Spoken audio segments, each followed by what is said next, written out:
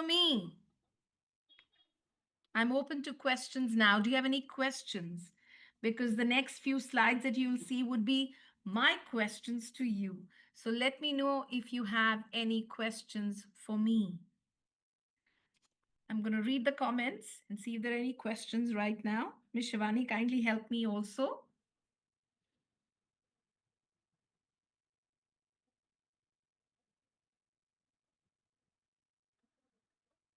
Okay, we're waiting for the questions. Please repeat about the tricky words. I get that. Let me take a note of that. Tricky words. Okay.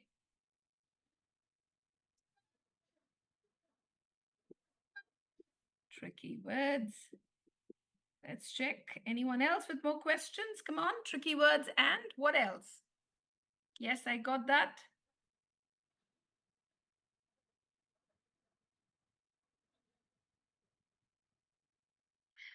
Okay, Hindi sounds as opposed to English sounds. Good question out there. I'm going to talk about this as well.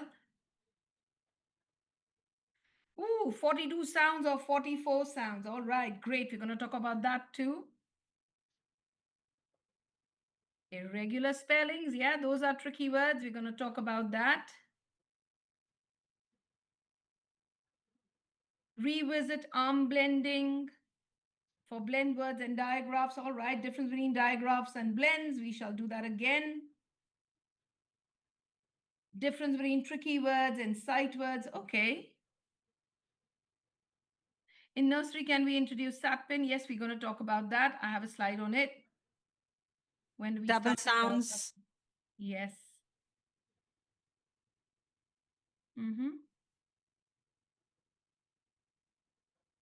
Oh, difference between C and K sound. They sound the same. All right. Okay, similar sound variation. What do you mean by similar sound variation? There could be identical sounds. So are you talking about alternative vowel spellings? More ways of writing the sounds? Is that what you're talking about? Iron walling? That's what you've written out here. Similar sound variation. Could you please tell us more about what exactly do you mean by it?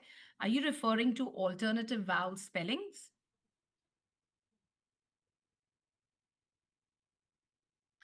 Pre-nursery. Short Okay. sound and long sounds. Okay, yes, thank you. Auditory blending. Short and long vowel sounds. Okay, auditory blending. Okay, good.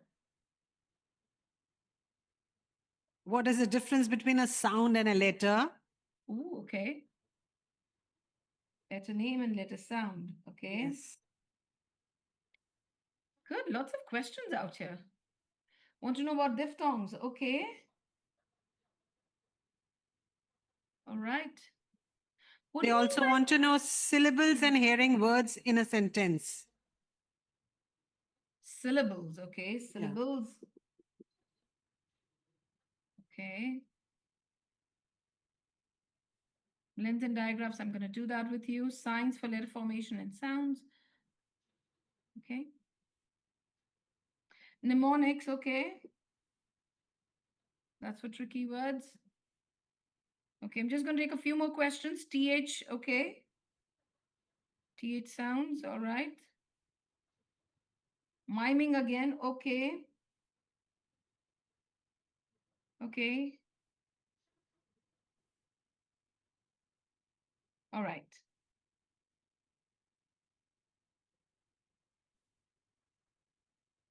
Even sound buttons, I think somebody has written, 2 or 3 teachers. Okay, got it. Okay. Wow, that's a lot of questions out there. Yeah, clarity on blending and miming. Cool. Sini Vinod has written, according to the 7 groups, there are 42 sounds. And how come 44 sounds? I spoke about it, but I'll repeat it for you. Okay, I will talk about that.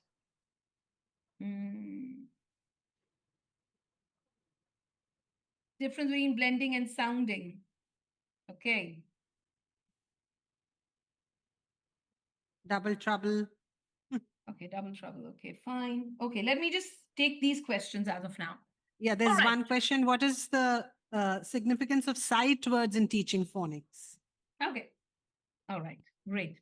So Over to let's you. start with, thank you so much. So let's start with your question regarding Hindi sounds, because when we think about sounds, we think about our mother tongue and the sounds that we have in our mother tongue. But what you need to remember is that English is a foreign language, and the sounds that are there in English are very different from that what we have in our mother tongue. Let's take a simple sound. Like for me, my mother tongue is Hindi. And yes, Marathi, you could say I'm closer to Marathi and Hindi. And for us, it's a sir. But in English, it's not sir. You don't have the sound to it. It's s. So please do not equate the sounds of English to that of your mother tongue because it's not going to match. It's a foreign language. Treat it as a foreign language, or else your pronunciation is all going to go haywire. Use the correct pronunciation. Now, related to the same thing, we had the TH, which I had explained to you. Okay, I didn't kind of explain, I just blurted it out to you. I didn't get into the depths of it because I just gave you the overview of the sounds. I'm yet to do the lesson plans with you. So, during the last session, I spoke about the two sounds of TH. One is your voiced, and the other one is your unvoiced. Now, it's called the voiced sound because your vocal cords vibrate when you make the voiced TH sound. And what is that sound? That sound is zzz, zzz, zzz. So if you put your hand gently on your vocal cords, stick your tongue out, have your teeth closer to your tongue and blow the air out, you will hear the voice TH sound. Zzz, zzz. It sounds like it's in words like this, that, smooth. Can you hear the zzz in it? Now, don't equate it to our the. The is your th with the sound. So minus the sound. Do not add the sound. The sound is th. And an easier way of doing it is it's quite silly, but I enjoy doing it because it's a great way of getting your children also enjoy learning the letter sounds. Touch the tip of your nose, lift your nostril up, and say the sound. Zzz, zzz. That's an easier way of making the sound. Zzz. That's your voice sound. Now, the unvoiced is not going to be a vibrating sound. How do you make that sound? You stick your tongue out, and this time you leave space between your tongue and your teeth, and you blow the air out. And the sound is so you're literally lisping it out. An easier way of doing it is to hold your chin, stick your tongue out, and go. And you can hear this sound in mouth, in thin, thick, thank you, thunder. That's your unvoiced. It doesn't vibrate. So this is like your th, but without the So don't call it th. It's and the voiced is. So those are the two sounds, the TH sounds. Of course, we're going to do it in depth when we are doing the letter sounds of group number 6. So I hope I answered that question to you. The next question that I have out here, which is related, is about 44 sounds or 42 sounds. What is it? Well, Jolly Phonics has divided the code into two. One is your basic code, and the other one is your advanced alphabetic code. Just one moment, please. Just give me a moment, please.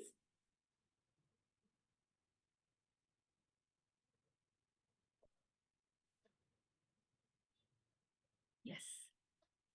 So you have a basic code and you have an advanced alphabetic code. In the basic code, Jolly Phonics has your 7 groups of letter sounds. Each group has got 6 sounds. That means you've done 42 sounds in the basic code. But technically speaking, you're not teaching them 42 sounds. You teach them just 39 sounds. And I'll tell you why. Because you have certain sounds out of these 42 which are not pure. For instance, you have your letter X, and the sound that the letter X makes is x, which borrows from your k and s. X. That's one sound which is not pure. The other one is your qu, which is also not a pure sound. Again, it's a blend of your k and w. Qu. That's not a pure sound. And the third one, which is not pure, is U, which borrows from your y and oo. So these three sounds are not pure. So although you're doing 42 sounds, minus 3, you've only done 39 in the basic code. And you have more coming. The other 5, as in your 44 letter sounds in the English language, that means you've got 5 more to do, are done in Jolly Literacy. Now, what are these 5 sounds which Jolly doesn't cover in the basic code? I want you to think about it and let me know in the next session, because we leave something for you to do a bit of research, and I'll give you the answers about the other 5 sounds which comes in slightly later. It comes in Jolly Literacy. One trigraph is done in step 3 of Jolly Phonics in pupil book number 3. That is your air sound. Okay? Now tell me the other 4. So I've given you 39 plus 1, which is 40. You let me know the other 4 sounds. Think about it and let me know next time. All right? So I hope I've answered that question. Let's take a look at the other questions that you have out here. The difference between C and K. Well, there's no difference of sounds between the C and K. They both make the same sound, and the sound is, that's the sound. But how do we use it? It depends on what letters follow the C or what letters follow the K. And that comes in slightly later. It comes in pupil book number 2, the step 2 of Jolly Phonics. We will be covering it. As of now, you need to remember that both C and K make the same sound, which is, all right. The next question that I have out here, let me just take a look. So we spoke about Hindi, we spoke about 42 sounds or 44, the CK. Another one is about double trouble. So double trouble is a fun way of telling the children um, not to say the sound twice. For instance, in this word out here, you have the word doll. Now, in the word doll, you hear, you can see out here, it's d or l. You don't say l. You say the sound only once. So what is this rule? This rule is called double trouble.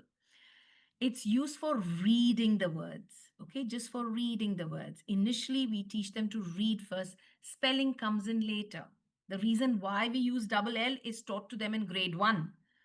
In the early years, we teach them how to read these words, and we teach them that when 2 letters that make the same sound are next to each other, you say the sound only once. I repeat, when 2 letters that make the same sound are next to each other, you say the sound only once. Don't say it twice, you'll get into trouble. That's why it's called double trouble. And that can be used even in a word like back. You don't say b, a, of course, there are rules why we use the CK, why we are doubling the letter L, but the children don't know those rules as yet. So, first is reading. Then we are going to tell them when we use the CK in step 2. And the doubling rule of the consonants are done in Jolly Literacy 1. It's done in grade 1. All right. So, I hope I've answered that question for you. Let's take a look at the next one out here. Okay. There were questions regarding diphthongs. Now, what exactly are diphthongs? How different are they from digraphs? Well, diphthongs are gliding vowel sounds. Now, we don't get into the technicalities of teaching phonics to young children. That is done in university level when you do phonetics. So, what exactly are diphthongs? Diphthongs are gliding vowel sounds. Now, listen to this sound E, E. Now, that's not a gliding vowel sound, that's a monophthong. But when I say A, I want you to put your hand in front of your mouth. I hope your hand is clean. You can touch your lips and say A. Can you feel the glide when you say A or O or I or ow or oi? These are gliding vowel sounds. They're taken as one unit of sounds, though. These are your diphthongs. Now, Jolly does not get into the technicalities of it. Remember, this is a child friendly program. We are not doing what we do at university level. We are doing this in early years. So avoid using those terms. So this is taken as your as a digraph, two letters making one sound. That's it. We don't give it any special attention as a diphthong. I hope I answered your question. All right. So that was your diphthong question. The other one was what's the difference between a digraph and a blend? Let me write that down. Let's change the color for you. Okay. The word digraph comes from the word di, which means two, and graph, which means letters or graphemes. So two letters making one sound. So these are your digraphs. And in Jolly Phonics Step 1, which is Pupil Book 1, we do 18 digraphs. I'm just going to write them down out here for you. Like the A, we have the O, sorry, O, I, E, or, you get more out here. Then you have your little oo, long oo, ch, sh, z, and s. And you also have your kwa, ow, oi, you, and ah. These are the 18 which are introduced in Jolly Phonics. Two letters making one sound. Let me check whether I've got 18 written. 1, 2, 3, 4, 5, 6. And yes, there are 18 of them out here, which is taught in step 1. And later, you will know more of them.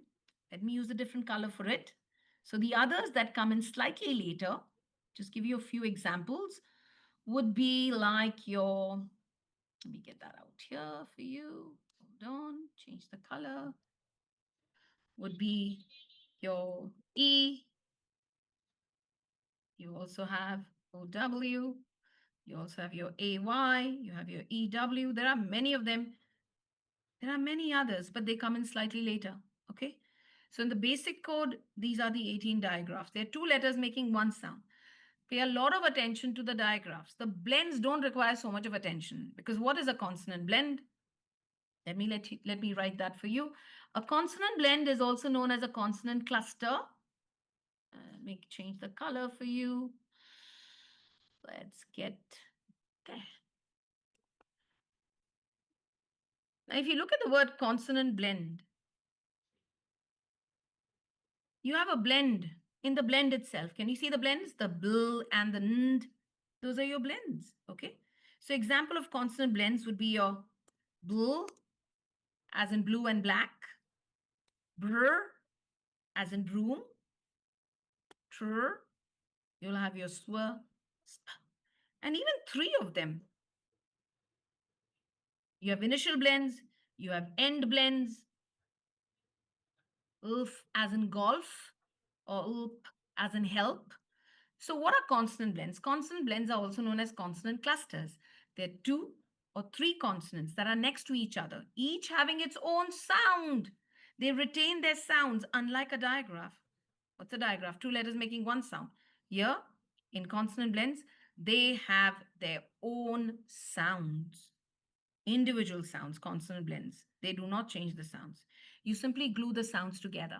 And why do you glue them? Because it makes reading faster. All right? Children are going to blend whatever comes their way. They need to be very sure about their digraphs. So you need to spend more time doing their digraphs than their blends. Because blends, whatever comes their way, they're going to join it up anyway. But you need to tell them to pause and join the sound because that makes reading faster. For instance, if they have to read the word frog, they'll go f, r. Tell them to pause and join it fr, or k, frog. Let's do that again. F, r, fr, or k, frog. I hope I've answered that question regarding consonant blends. I'm not looking at the chat box. Okay.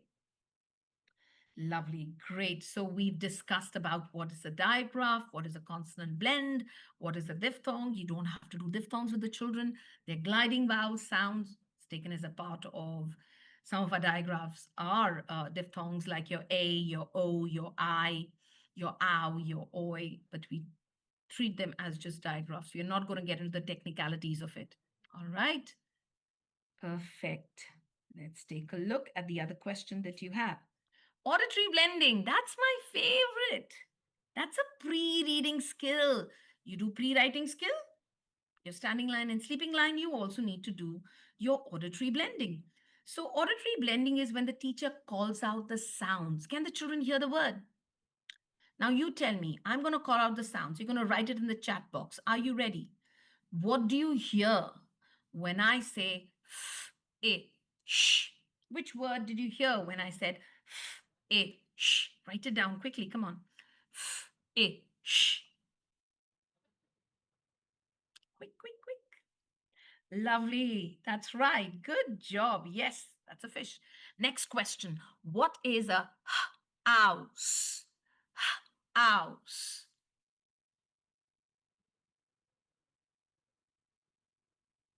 I repeat, what is a ounce? Very good, Anita Mishra. Well done. Good job. You got that. That is auditory blending. Now, auditory blending can be done even before you teach the children the sounds. So, what is auditory blending? Auditory blending is putting the sounds together, joining it together. The children cannot see the letters, they don't know the sounds. You are telling them the sounds, they are gluing it together. Now, the best thing to do, or the best way to do auditory blending is you could either draw pictures for them or show them the actual objects. Okay, let's try this. I'm going to do this. Okay, so here, so you're going to ask them, what is this? And they'll tell you it's a ball. All right, fine. That's a ball. See that they call it a ball. Moon. Like when I drew that, one child said Chanda Mama. You don't want Chanda Mama, you want moon. You want the English words for it because you're going to call out the sounds in the English language. So it's important that children have the vocabulary. So ball, moon, and what else shall I draw? Star. All right. So I've taken some easy drawings out here. Ball, moon, and star. Tell them to look at those pictures and tell you what it is. That's a ball, that's a moon, and that's a star. And then you're going to call out the sounds and you ask them, what do you hear? So tell me, what is a ooh, And they'll tell you it's a moon. And what is b, or l? And they'll say it's a ball. Mind you, it's a b, or l, not b, a, l. That's a b, or l. And the last one, ah, and they'll say it's a star. So you call out the sounds. Can they hear the word? You can do it with colors. Your children in nursery, um, I'm sure they all know their colors. You can ask them, what is white? And they'll say white. What is red? And they'll say it's a red. You can ask them to open their book, and they'll open their book. That's auditory blending. I hope you got what is auditory blending. Perfect. Lovely. So that's your pre reading skill. Just like how you have a pre writing skill, you have a pre reading skill. Any child who's struggling with reading and writing, see that you start off with auditory blending. That's important.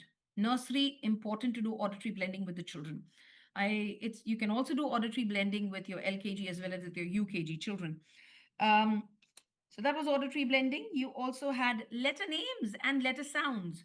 Okay, so letter names and letter sounds in the English language, many letter names and letter sounds don't match. Like your letter A, yes, sometimes the letter A can say A, but the basic code, when we're teaching them, we teach it as A.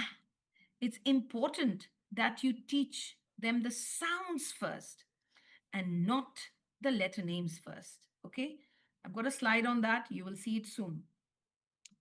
So there's a difference between letter names and letter sounds. I know when we were kids, we were taught the letter names first. We were never taught the letter sounds. we kind of learned the letter sounds through memorizing words, and we eventually got it. Some of us didn't get it at all. But yeah, here it's important that you teach the children the letter sounds, because when they know the letter sounds, they're able to read better, they're able to spell better. You're developing their phonemic awareness, their ability to manipulate sounds and words. So always do the letter sounds first. Remember, this is a research backed program. And the research study is not just carried out in the western part of the world, but in various parts of the world, including India. Okay. Um, Perfect. Let's take a look at the next one. You have another question regarding mnemonics. So, mnemonics is a fun way of remembering things that would have been otherwise difficult. We use mnemonics for tricky words. For instance, if you have to remember the spelling of the word because, we remember it by this phrase: big elephants catch ants under small elephants. Big elephants catch ants under small elephants. Or say, for instance, children have to want to remember the spelling of the word people, although people is not there in our. Sorry, just one moment. Okay, my my screen is stuck. Anyway, so I hope you can hear me. Yeah. So, say for instance, if they have to remember the spelling of the word people, you can do it with the mnemonic people eat omelets, people like eggs. That's another way of remembering mnemonics. You can just do a Google search on it and you'll find it. So, yeah, I got it now. Hold on. Here it is. Sorry, it was stuck. So, people, let me just put that for you. Get it out here. So people eat omelets. People like eggs. So these are some mnemonics that you can do. And of course, the mnemonic for could, would, and should can be done as O, U, lucky duck. So O, U, lucky duck. With a k, it's a could. With a w, it's a would. And a sh is a should. So O, U, lucky duck. That's another mnemonic that we use for tricky words. All right. Okay, that was another question that we had. Yes, big elephants can always understand small elephants is another one, Anita Mishra. And also, yes, can always understand small elephants. Another one is big elephants catch ants under small elephants is the other one as well. Okay. How much practice is needed before moving on to digraphs? Well, you need to see if they don't know their single letter sounds, if they don't know their vowel sounds well, you should not be moving on to the digraphs. You need to assess the children regularly. We are going to talk about assessment. We are also going to talk about how we move ahead from how long do we take to teach the letter sound. So I'm going to definitely going to talk about it, right? Okay. The next question out here was about your short and your long vowel sounds. That was another question that they had put up, the short and the long vowel sounds. Well, as the name suggests, short. The sounds are abrupt, the sounds are bouncy. Long, the sounds are stretchy. So short, ah, ah, eh, e, o, ah. These are your short vowel sounds. I'll put it out for you. So ah, as an apple, eh, as an egg, e, o, and ah. These are your short vowel sounds. So ah, apple, egg, inky, or octopus, and umbrella. So ah, eh, o, ah. These are short vowel sounds. The long vowel sounds are stretchy, and they would be a. Can you hear the stretch in it? A. I'm yet to do the sounds with you. E. You also have I, O, and U. Technically, U is not a vowel sound because it borrows from the y and the u. But for our young learners, we do tend to teach them the U. And yeah, the long vowels are stretchy sounds. So A, E, I, O, U, and sometimes oo. We are going to deal with the sounds. I haven't yet done lesson plans of the sounds as yet with you. So don't worry. All of this is going to come again with you. Right now, the question that you put up was, what's the difference between a short vowel and a long vowel sound? For young children, we teach them the five short vowels a, e, o, a, and the long vowels a, e, I, o, u are taught to the children, to the young children. We're not going to get into the technicalities of it. All that I want you to know is short vowels are bouncy sounds, they're abrupt. Long vowels are stretchy sounds. A, E, I. I hope you can hear the stretch. All right? Perfect. Okay. So, yeah, tricky words. So, tricky words. What exactly are tricky words? Well, tricky words are high frequency words. They appear very often in your reading and your writing.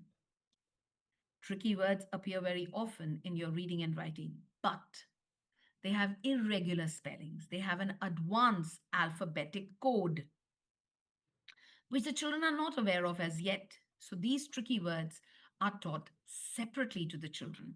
For instance, I'll give you a word. A word like, say, for children, it's he, if you read it by the sounds. And it appears very often in your reading and writing. So, what is tricky about it? What is irregular? What is the advanced code or the complex code in it? Well, the advanced code in it is that the letter E is not saying it's saying E. It's making the long vowel sound. Now, the children don't know that as yet. It doesn't go as per their regular phonic instruction that you've given them, it has an advanced code. That's why you need to teach this separately. So, tricky words are high frequency words. Tricky words have an advanced alphabetic code. Let me give you another example. You read it by the sounds, it is w, a, s. But that's not a was, that's was. So, what's so tricky about it? You can hear the w in it, but you don't hear an a. You hear an o. And you don't hear a s, you hear a z. Remember, whenever you're doing tricky words with the children, you are going to show them the tricky bits in it. You're not going to just blurt out the word.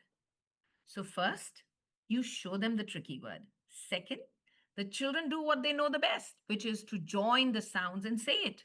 Now, generally, if you're going to join it by the sounds, tricky words are not regular. They're not going to be correctly pronounced. So, the teacher corrects the pronunciation. Then she shows them the tricky bits. Don't forget that. Show them the tricky bits. Show them which one doesn't make the sound, what sound it makes. Let me give you another example. A word like some. Okay, you're going to write it. The children read it as some, some.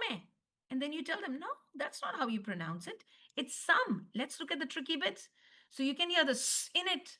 I can hear the s. I don't hear an o. I hear an a sound. I can hear the m in it. I don't hear an eh. So you point out to the tricky bits. And then you use it in sentences. I can't draw a picture for was. I cannot draw a picture for some. I got to use it in sentences so children understand the meaning of it. And then you put it up on this in this little corner that you have in your classroom, your tricky word wall, your tricky word corner. And that's how you introduce tricky words for the first time. Now, the second time when you're doing it, you don't have to go through this whole exercise of finding the tricky bits. The children already know that it is a tricky word. But the first time when you introduce it, you need to show them the tricky bits. Use them in sentences so they understand the meaning of it. I hope you've understood how to deal with tricky words. Learning to spell tricky words, I already told you the various techniques. Look, copy, cover, write, and check. Does it look right? Say it as it sounds. Uh, the visual cues that you have in the word wall. Mnemonics is another way of doing it. So there are many ways of learning the spellings of tricky words. Learning the spellings of tricky words by their letter names. Please don't do it in step one and pupil one because we are not doing letter names out there. You can teach them learning to spell the tricky words by their letter names in pupil book number 2. when you introduce the letter names to them and they're able to differentiate between what is a letter name and what is a letter sound. All right? Great, good. Okay. Oh, Bhagyalakshmi has a question out here. How can we differ TH, the voiced and the unvoiced, while pronouncing it? Well, you can differentiate in the pronunciation when someone says it. Like when I say smooth, it's your sound. But when I say moth, it's your sound. It's the unvoiced. Smooth is your voiced. But when it comes to reading, how will the children read it? Well, there are some rules for it, and there are many exceptions for the same. So, for the young children, we tell them if one doesn't sound correct, try the other one. I know it's a very mean thing to say, but what you could do is give them a list of words with the voiced th and a list of words with the unvoiced th. So they read it. The same thing is applicable for your little and your long ooh. They're going to pronounce it the way they hear it from you. They know it's a moon and not a moon. They know it's good and not good. How do they know it? They've heard it from you. And also give them a list of words which has your little oo and your list of words which has your long oo, and make them read it out loud. Don't tell them to write it. That's called child labor. Tell them to read it, okay? And read it out loud. The more they read it, the better they will remember it. Oh, that's a little oh, oh, that's a long oh, that's the voiced th, that's the unvoiced th. All right. Yes. Priyanka, you've written good. That's your little oo. And tooth, that's your long oo. Foot is your little oo. Okay. Root is long. Okay, great. Okay, cool. So those were some of the questions that I've dealt with now with you. Pre-nursery, what do you do? Listening and speaking skills for pre-nursery, not so much of your letter sounds, mostly developing their vocabulary and their listening and speaking skills. I wouldn't tell you to do letter sounds with them as such. Just build up on their vocabulary, read stories to them. Um, but no direct link between letters and sounds to be done in your pre-nursery. From nursery onwards, you can do it. I'll show you how. Okay. All right. So that was enough for question and answers. We took almost about 30 plus minutes for it. Let's look at what I have for you now. Now it's your turn to answer questions. Okay. Let's look at that. Are you ready? This is a multiple choice. Which methodology does Jolly Phonics use? There are four options. You're going to choose the correct option. Again, which methodology does Jolly Phonics use? Analogy phonics, analytic phonics, synthetic phonics, or whole language approach? Go ahead. Well done, Sri Devi Raghuraman.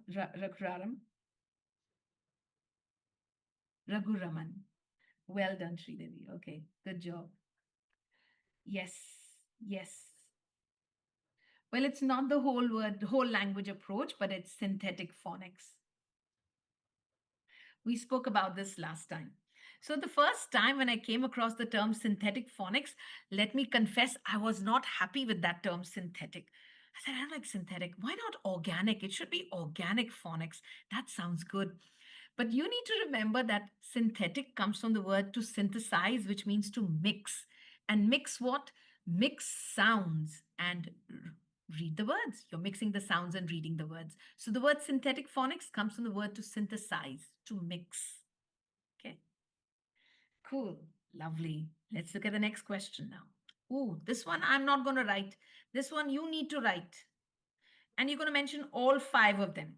Mention the five key skills of Jolly Phonics. You've got to type five of them in one go. Don't give me one skill. Type five of them and then press the enter button. Please mention the five key skills of Jolly Phonics. Five of them, Jyoti, not one. What are the five key skills? Sri Devi, you got to write five. You've written only two. I want five of them. Let's see who's got five. Come on, teachers. Lovely. Pratibha, well done. Learning letter sounds, letter formation, blending, segmenting, and tricky words. Good job, Pratibha. You were the first one. Kanika Arora, good job. Uma Prasad, excellent. Shilpi Chatterjee, lovely.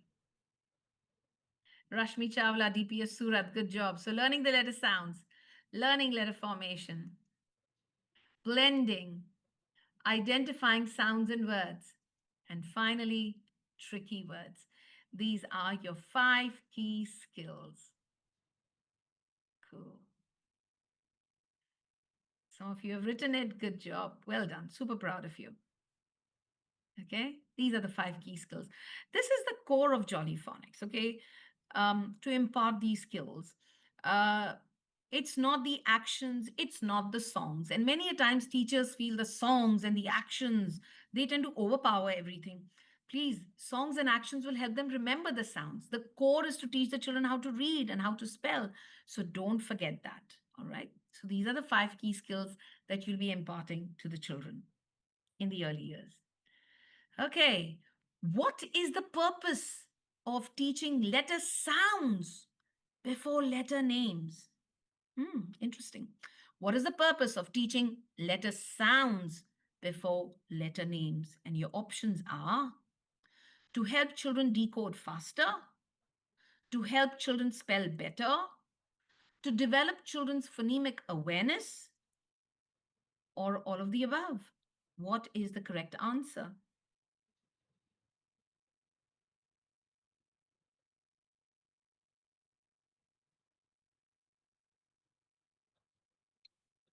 That's right, it is D. It's all of the above. See, we teach them the letter sounds before the letter names. Children are able to read faster. They're able to spell better. You're developing on their phonemic awareness, which is going to make them into skilled readers and writers. So, yes, letter sounds first, letter names later. Remember, letter names are used for complicated spellings. And we are going to teach the children the letter names, but they come in later. First, the letter sounds. Not alongside with the letter sounds will you teach them letter names, only after finishing the 42 letter sounds of the basic code. In step number 2, will you teach them the letter names? Because we need the letter names then, but not in the basic code. Right? Mm.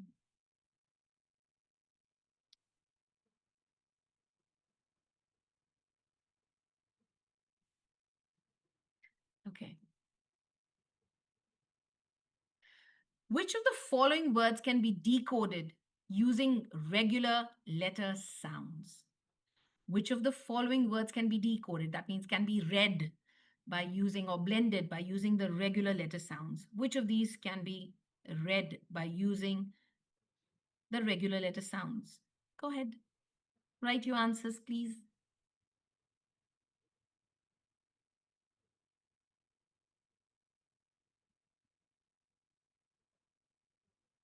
Uma Prasad, DPS Bangalore South. Well done. It is shampoo, which is a decodable word. That's right. Rishika Agarwal has got it. Geeta Acharya has got it. Prachi has got it. Excellent. Saranya, not no. It is only shampoo. No is a tricky word because you're teaching them the O sound for the letter O. So that is tricky for them. Okay. So the answer is shampoo. That is A. Okay. Some of you have got it. Good. Last question from my side. Tricky words are high frequency words with advanced or complex alphabetic code. I repeat, tricky words are high frequency words with advanced or complex alphabetic code. True or false?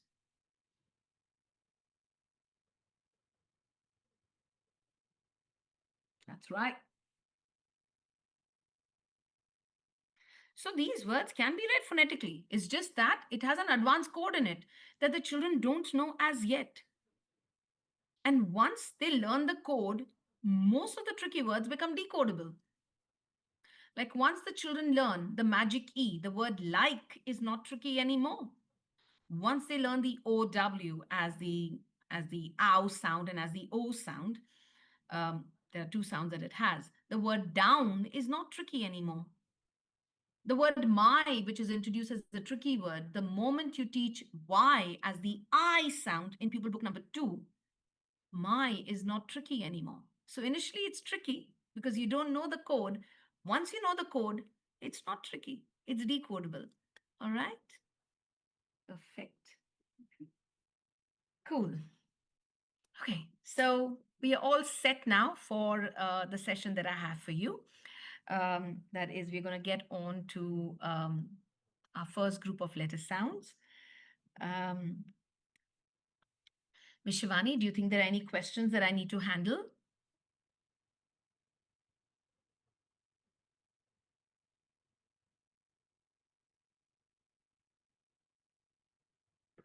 I think so far it's good, Shahnaz. We can continue further. Okay, great. Thank you. Okay, our goals. This is also what I have for you now. Our goals. What are our goals for nursery? What do you think should be our goal for nurseries? Mention it in the chat box. What do you think should be our goals for nursery children between 3 to 4 years of age? What do we want out of them when it comes to literacy? What do we want?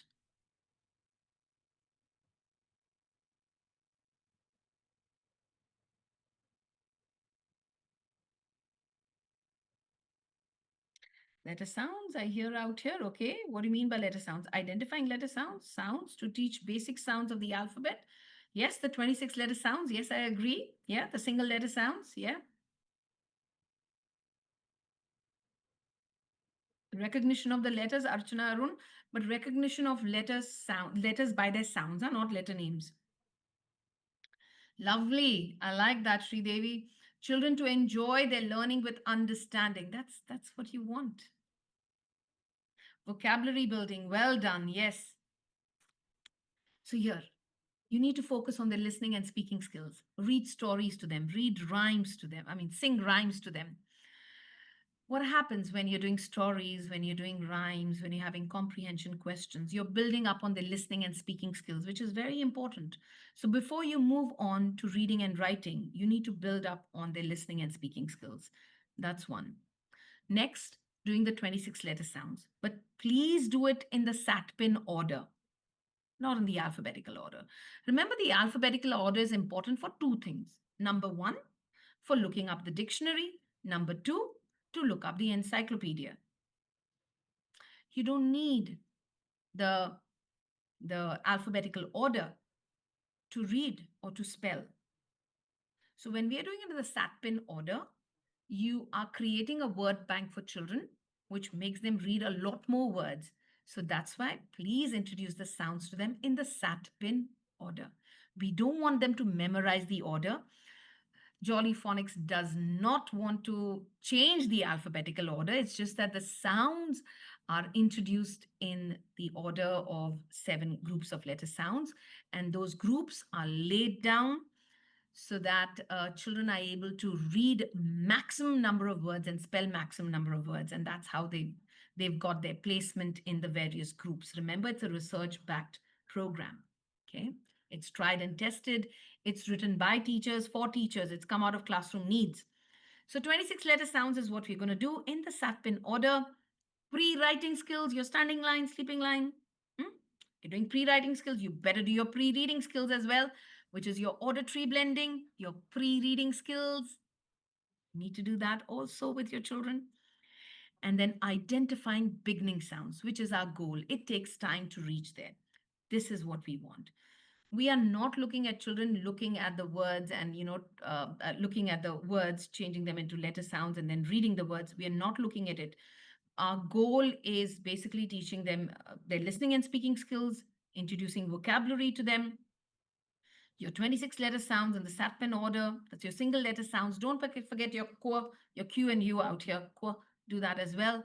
Your standing line, sleeping line, your curves, your mountains, your pre-writing skills, tracing of the letter formation, auditory blending, very important, your pre-reading skill, and eventually hearing the starting sounds in words is what we're looking at. That's your goals for nursery. I hope that's helpful, teachers. Okay. Let's take a look at the LKG goals now. 42 letter sounds. In one of the messages that I was looking at, I think a teacher mentioned that what if the children are unable to finish their 42 letter sounds? Can it be carried forward in the next year? Of course, that's how you're supposed to do it. So, in nursery, I'm going back to nursery out here. So, in nursery, when it comes to letter sounds, you can stretch your letter sounds. Generally, in nursery, your letter sounds, one letter sound takes you about a week to teach the young children because you're doing many other activities with them. So, 1 week per letter sound is okay. In LKG, what I've seen in many schools is that schools tend to do about 2 letter sounds in a week, which is good enough for your LKG. So, 2 letter sounds, you finish your 42 letter sounds with them.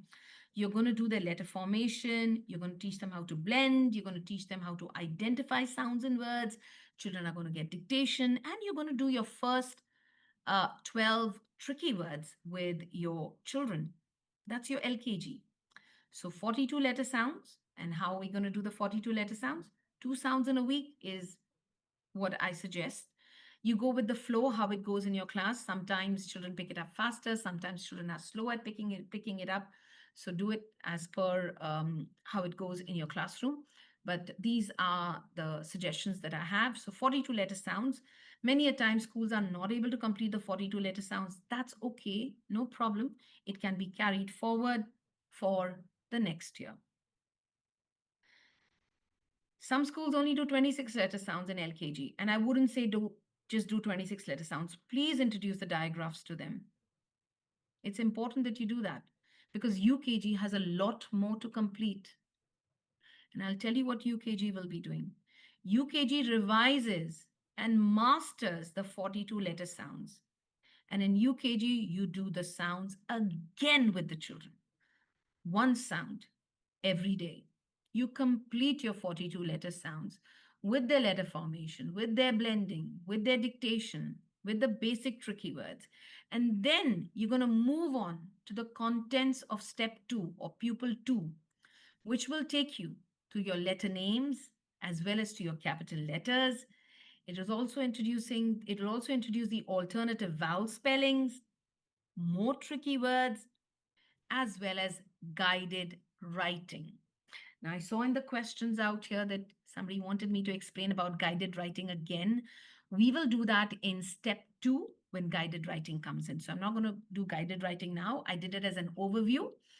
And when we are doing the step 2 part of it, of Jolly Phonics, that is pupil book number 2, I am going to do guided writing again with you. So this is for UKG. Remember revision and mastery of 42 letter sounds and the contents of book number 2, which is you're teaching them the letter names, you're teaching them the capital letters, you're teaching them alternative vowel spellings, which is with your magic key, your shy I, toughy Y, many ways of writing a vowel sound. More tricky words are done out here as well as guided writing. So those are our goals. So I hope you've got that. Any questions regarding the goals, teachers?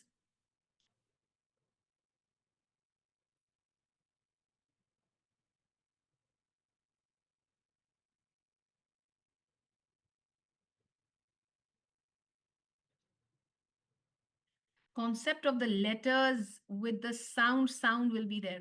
I didn't get it, Neetu Tandon. Can you please rephrase that question? Concept of the letters with sound will be there.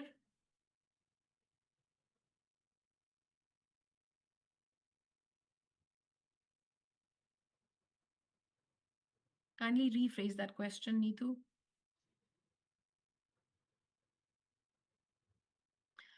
All right, no questions out here. But Neetu, I'm waiting for your questions. Can you please explain briefly alternative vowel spellings? Tanushree, alternative vowel spellings are done in pupil book number 2. I'm going to spend quite some time doing it, but I'll tell you what they are. Alternative vowel spellings are more ways of writing a sound. So, for instance, your A sound. In your basic code, you've learned the A sound with an A and I, as in rain. So, in the basic code, you learn this as your A sound. Rain. The children are also going to learn the alternative spellings for the A sound in step 2 or pupil book number 2 with the magic key, as in the word name. So that's your magic E or your split digraph or your hop over E. So that's your A with magic E. That's the alternative spelling. And another way of writing the A sound would be the word play. In that, your A and Y makes the A sound. So these are your alternative spellings. More ways of writing the sound. To give you another example, here's your word B. That's your basic code, E. Later, children are also going to learn E as in leaf, or the word mummy, the Y making the E sound. So those are the alternative spellings. We will do the alternative vowel spellings. And you'll also have alternative consonant spellings like your PH making your F sound, which is done in pupil book number 3, or the soft C and the soft G. They come in later. All right. So I hope I answered your question out there, Tanushri. Ayat Wilson explained the contents of Pupil 2. Well, the contents of Pupil 2 are laid out here. Letter names and capital letters, alternative vowel spellings, more tricky words, and guided writing. I'm going to get into the depths of it when I'm teaching you the contents of book number 2 in our training session.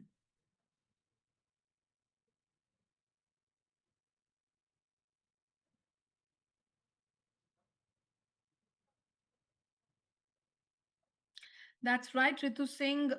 In UKG, the digraphs, yes, we have constant digraphs as well as vowel digraphs. You can see how they're laid out in the as we move ahead. It's not as if you're doing the vowel digraphs first and the constant digraphs later. They're all mixed up. So please follow the sequence of the letter sounds, because that is where your word bank comes in. Please do not mix your letter sounds, because then it'll not be effective. um, you will not be able to get the maximum number of words that the children can read and spell. So please stick to your sequence of the letters as of the groups and the letter sounds as Jolly has suggested and recommended. Okay. Ms. Shivani, any important questions you want me to deal with? Not really, Shanaz. I think we can go further. Okay, thank you. Yeah. So somebody wanted to see the slides again. I will show it again for you. I'll show it again. So this is for your UKG. Oops, sorry, what did I do? Okay, oh, it goes like this, yes. This was your nursery. Listening, speaking skills, 26 letter sounds, pre-writing skills, auditory blending, identifying beginning sounds is what we're looking at. For the nursery children, remember, identifying beginning sounds takes time for children. LKG, 42 letter sounds, letter formation, blending, identifying sounds and words and tricky words, the first 12 tricky words. Okay. And then you have your UKG, revision and mastery of the 42 letter sounds, contents of pupil 2, letter names and capital letters, alternative vowel spellings, more tricky words, and guided writing.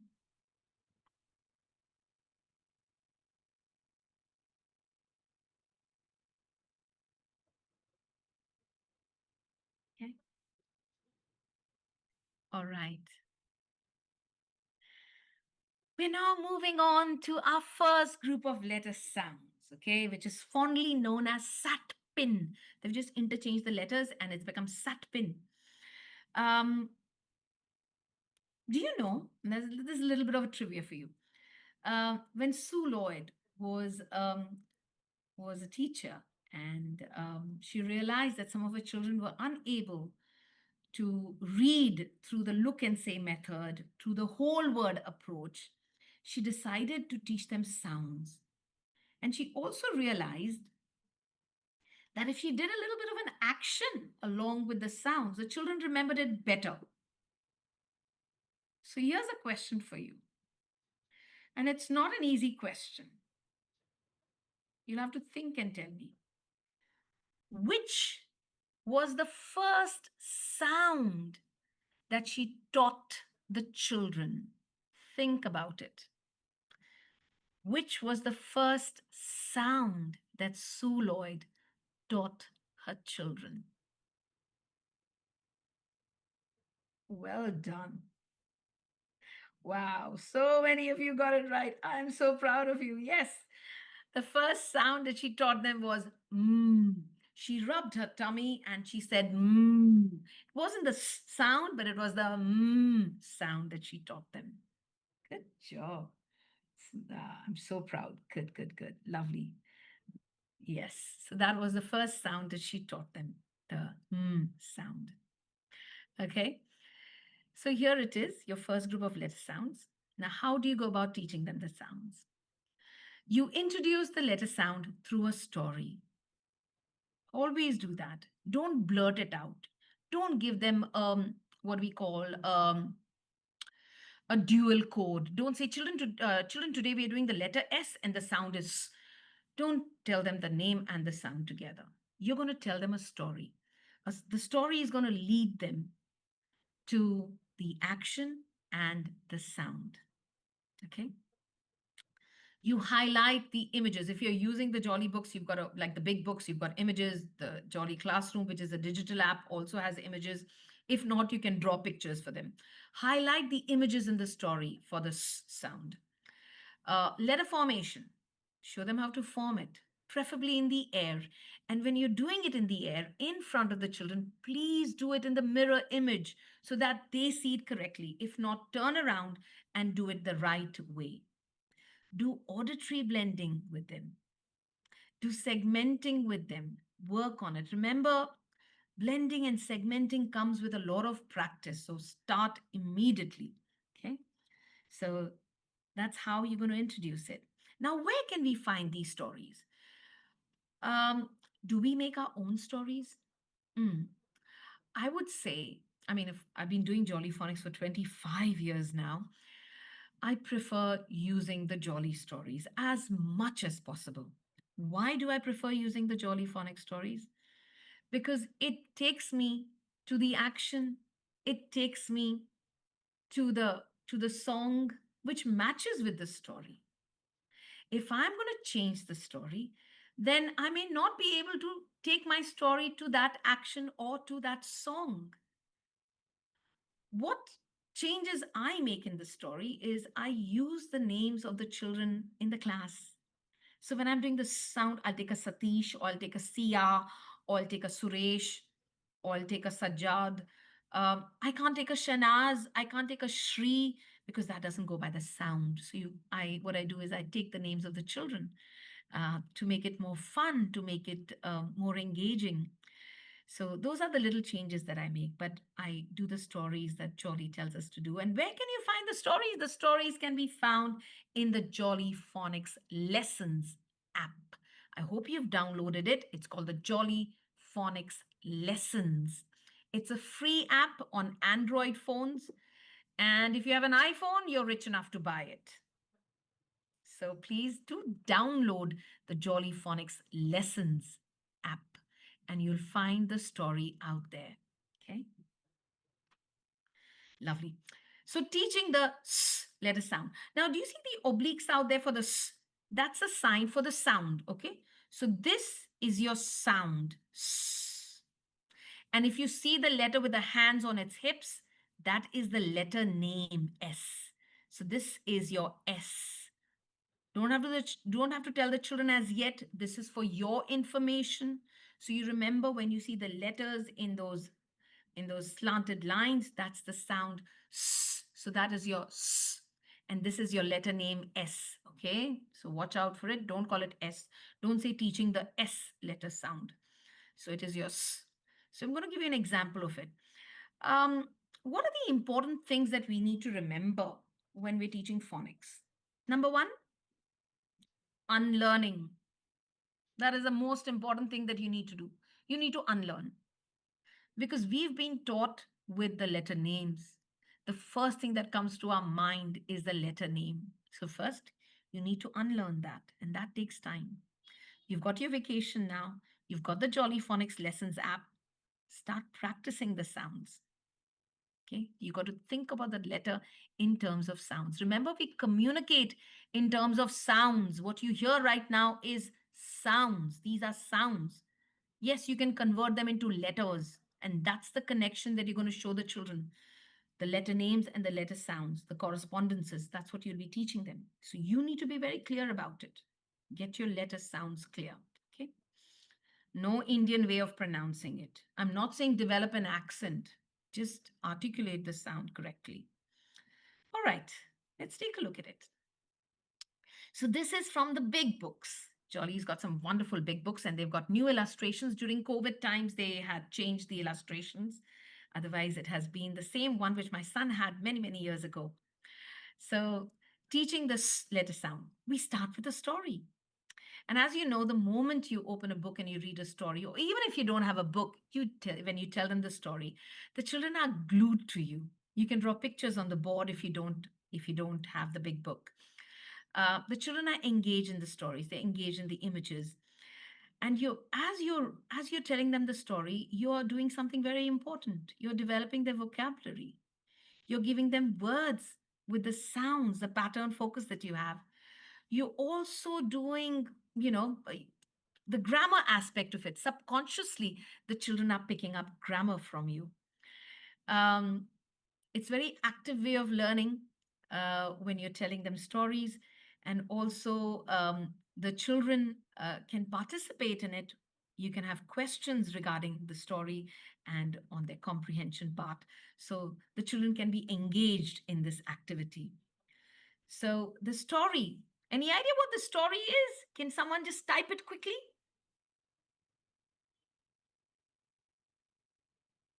What do you think is the story?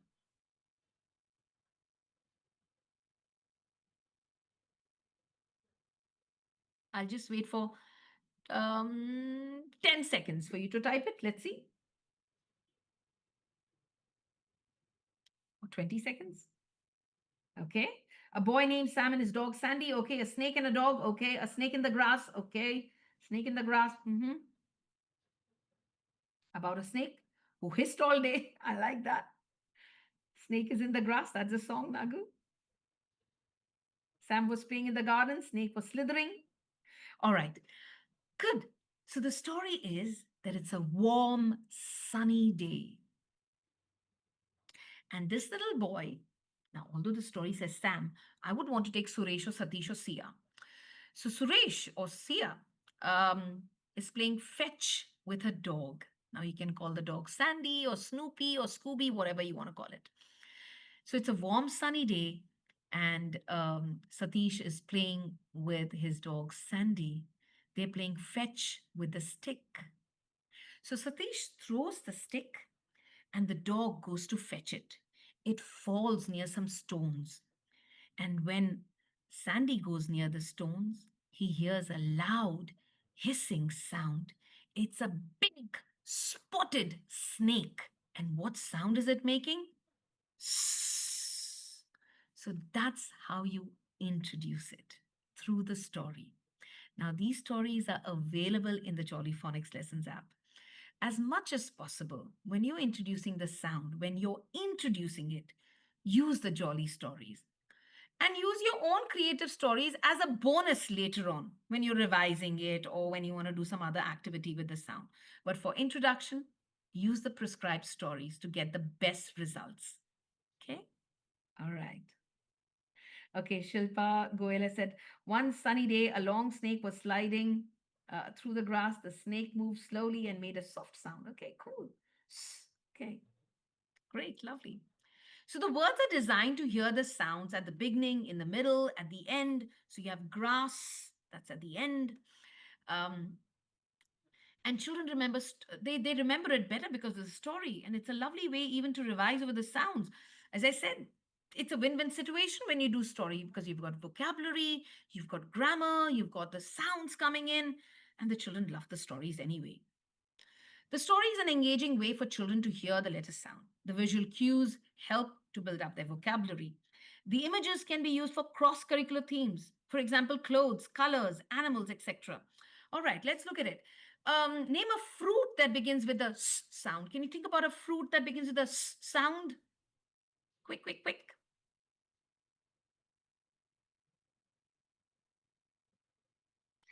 Khushbu, yes, you can take the Indian names. Why not Satish? Why not Suresh? It does begin with a s sound.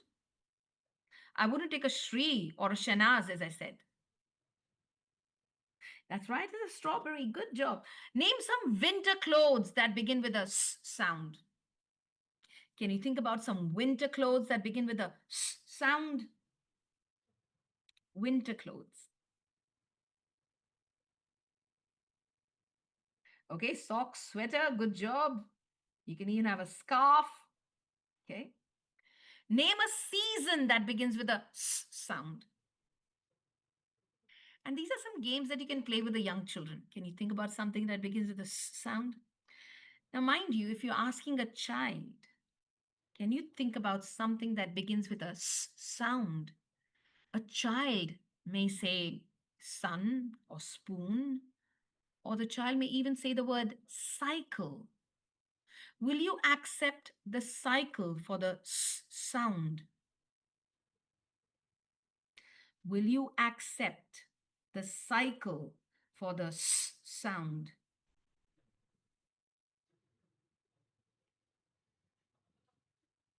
That's right, Neha. Yes, you will accept it. You will accept it. I see some no's, but I see some yeses also. Yes, cycle does begin with a sound. But what I'll tell the child is that you write it with a different letter, but it does make the sound. It's the same thing. Imagine you're doing the f sound. Some children give you fan, frog, fun, flag, and another child says phone. Accept the phone. It does have the f sound, but you write it in another way. So accept the phone for the f sound, accept the cycle for the s sound. Okay, cool, lovely. There are many classroom materials which are available in Jolly Phonics. These are some examples of it. You've got the wall frieze, the posters, the big books, you've got worksheets, teaching them the letter formation, um, many multisensory ways of doing it. I shouldn't be telling you, you will know more than me. My favorite is the salt tray. You can even have Ziploc bags with a little bit of gel or foam in it with some sequences and just zip it properly, tape it up, and they can even do the letter formation on that Ziploc bag. Another interesting way of doing letter formation is writing on each other's back. So you could have it written with the finger. The children trace the letter formation on their friend's back. Uh, you can put lentils on a piece of paper to put by the shapes of the letters. There are many ways of doing letter formation. All right. So, yeah. You also have the songs, which help the children. Remember, the songs are not the core, the action is not the core of Jolly Phonics. The core of Jolly Phonics is to read and to spell. So don't forget that. So, yeah, that's a story. And this is how the worksheet looks like. So, as you can see, the worksheet is divided into 4 parts. Let me just show you the 4 parts out here. This is going to be number 1, which is learning the letter sound. Okay, through the story, you've told them the story, the action, and they've got it. This is your letter formation. So, learning the letter sounds, learning letter formation, blending, and identifying sounds in words. So, this is blending, and this one is identifying sounds in words. So, you're doing 4 parts of it on this worksheet. The letter formation will be starting from the dot out here. That's how you trace it out. So you begin with a curly caterpillar, go down, slither all the way like a snake. That's your sound. I know this is a difficult letter for children to write, but they're tracing it. It becomes easier for them. Show them with the curly caterpillar. Start with the curly caterpillar and then write it. When it comes to blending, there's just one sound that you've done, but you can definitely do auditory blending with them. You can ask them what is a s, a, n, or what is a b, a, s, or what is s, n, a, k. So you can do auditory blending with the children. And then you have identifying sounds and words. Let me just increase that in size for you so that you see it clearly. There, that's much better. So here, it says say the word for each picture. 3 have a s sound at the beginning. Remember, it's your s sound at the beginning. Cross out the one that does not. Don't say S, please. Remember, you need to unlearn. That's your S sound. So say the word for each picture. Three have a sound at the beginning, cross out the one that does not. So here you're going to exaggerate the sound. You have sun, spider, snail. And is that a tree? No, that's not a tree. So you're going to cross the tree out.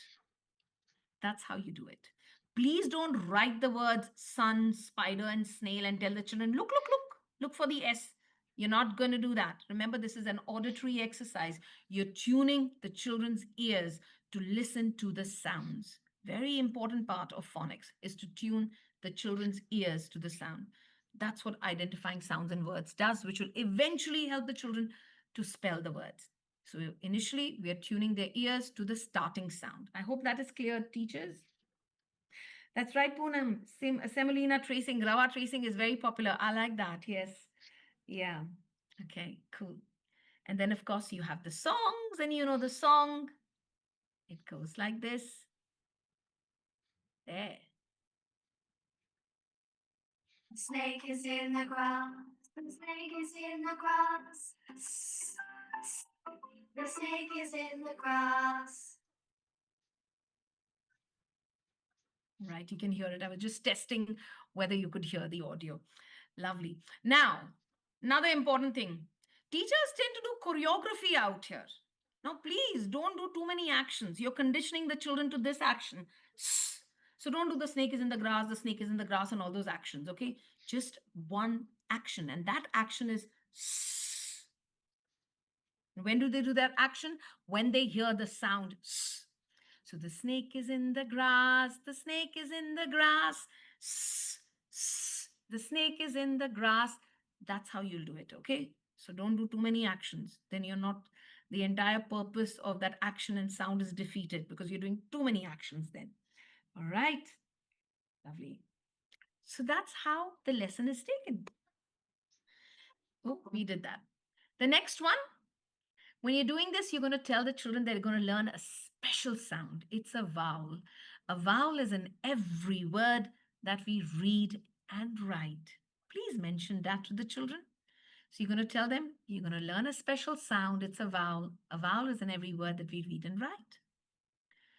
So here you tell them the story about Annie and her brother Adam. Now here I cannot take Indian names like Aryan and Ananya because you don't get the ah sound. So I'm going to take Western names like Alice, Andrew, Anthony, Andrea. Okay. So Annie and her brother Adam are having a picnic with their parents. Adam is busy munching on an apple, and Annie can feel some ants crawl up on her arm. And she goes, ah, ah, ah. And that's the sound you're teaching the children. Ah, as an apple. Ah, as an ant. Can you give me some more words with ah? And don't give me Adam and Annie. Can you think about more words with ah? Preferably whose pictures that you can draw, like ah, as an ankle. I can draw an ankle or an anchor. Can you give me some more words that you can draw on the board with the ah sound? Arrow, good job. Axe, yes. Abraham, okay. Something you draw. Alligator, okay, cool. Okay, it's actually apricot as per British pronunciation, not apricot. So it's apricot. I wouldn't take the apricot. Alligator, axe, arrow, aeroplane. Nahi, no aeroplane. Aeroplane is air, which is a trigraph. Please don't do aeroplane. It doesn't have the ah sound. It's not aeroplane. It's aeroplane. So no aeroplane, please. Okay, no aeroplane. Alligator, arrow. Yes, avocado. Okay. Okay, good. I've got some good answers. Ambulance, good job. Apron. Shaista, no apron. Apron is A. So no apron, okay? Okay, still looking at the words out here. Quickly, quickly. Anything interesting out here? Oh, Himani Arora, I like your alligators and the emojis of alligators that you've sent. Ruchika, DPS Bhopal, acorn is your A sound. So no A, it's your A. So no alien, no acorn. Stick to your A sound. Yes, alphabet. Roshni Basu, well done. Alphabet, yeah. Anchor. Apricot again is the A sound, so no apricot.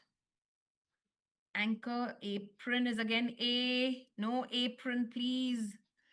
So what would I do? I would get with the A, I would have anchor.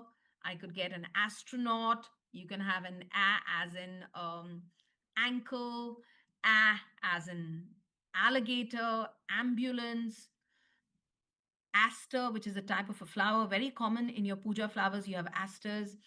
You have A as an axe, arrow. So many things with an A. Okay. But no aeroplane.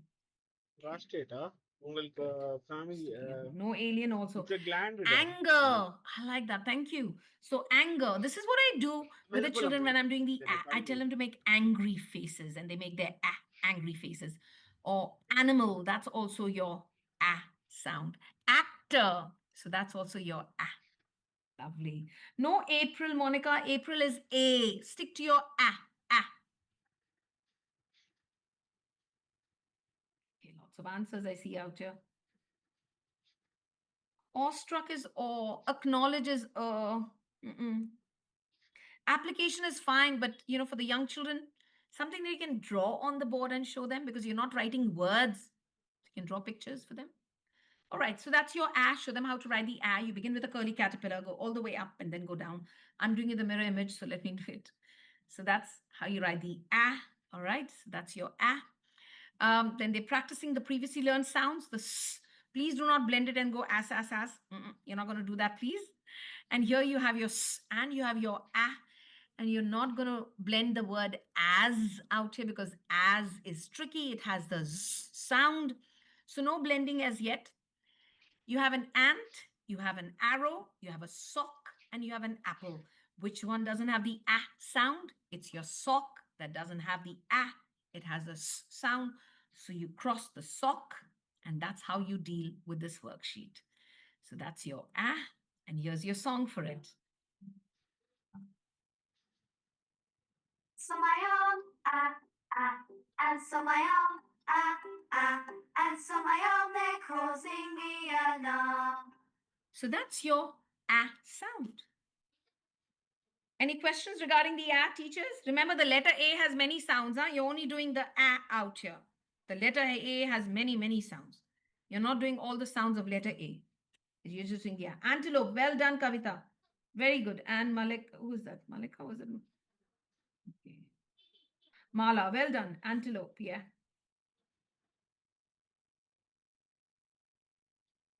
Okay. Appetite. Good. Okay. Let's look at the next one. The children are watching a tennis match. The ball is going from one side to the other, and they go. That's the sound. Now, how do you make that sound? Say the word put. Can you hear the t at the end? That's the sound. Or pot or sit. That's your t sound. Okay, don't call it t. It's not a t. And please don't write it in Hindi or any other regional language. I prefer it if you write the English word. It'll make you remember better. So that's your t. So that's the action for it.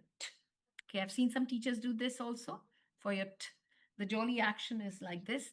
Well, you may change the action if you wish, but please don't change the sounds. The sounds have to be pure. So the sound is t.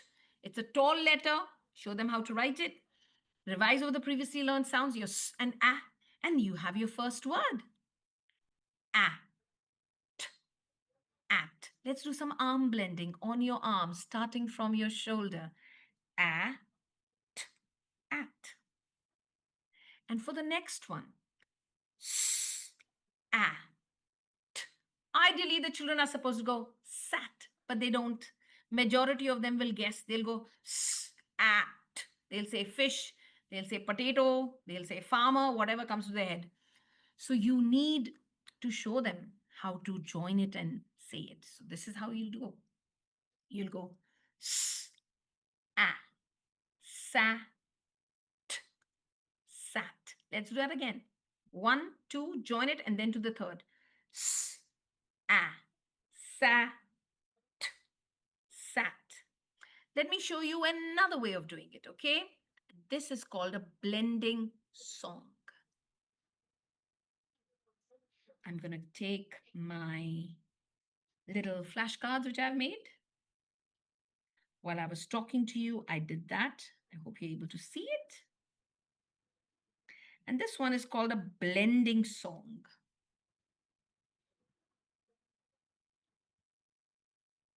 Hope we can see the letter correctly out here. Or is it the mirror image? Oh, you see it correctly. Okay. So here we go. I'm going to sing it to you. S and a together make sa, sa, sa, sa. Sing with me. S and a together make sa, sa, sa, sa. When you put a t and you put it at the end, sat makes it sat.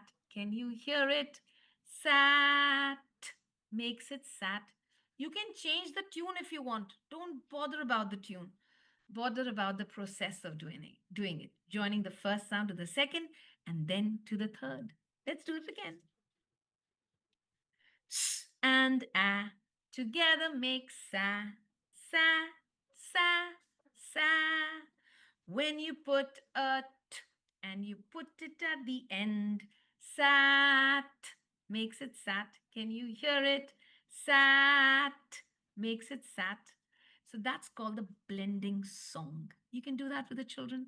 It's the same thing. You go s, a, sa, t, sat. All right? Show them the process. Don't go at altogether. Many of them will not get it. Show them the process of joining the first sound to the second and then moving on to the third. That makes it easier for them. All right? Any questions regarding it, teachers? Do you have any questions for me?